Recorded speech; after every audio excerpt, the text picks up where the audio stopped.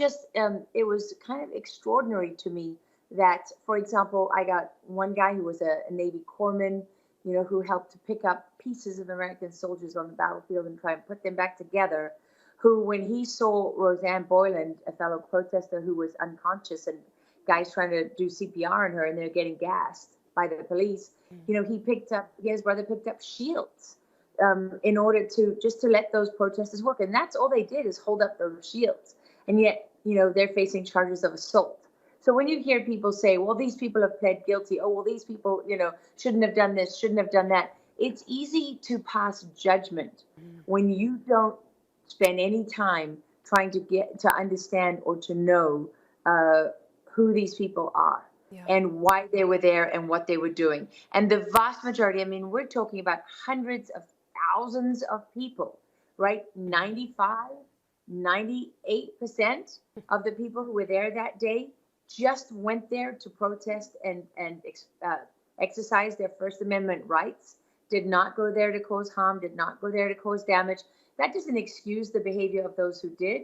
But what we're trying to get to the bottom of is, how do these things make sense? What do they all add up to?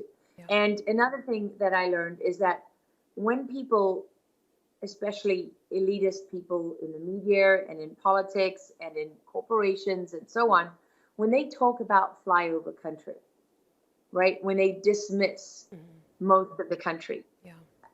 I learned from one man, Tommy Tatum from Greenville, Mississippi. He said something to me during an interview. He has a bunch of local radio stations. And I said, Tommy, you're not a journalist. You don't have that kind of background. Like, why do you have these radio stations? And this is a guy who almost died on the steps of the Capitol next to Roseanne Boyland, right? And so I wanted to know, how did you get into having radio stations? And he thought about it, and he looked at me and he said, Lara, he said, where I come from, we're just throwaway people. Nobody cares what we think, and nobody tells our stories.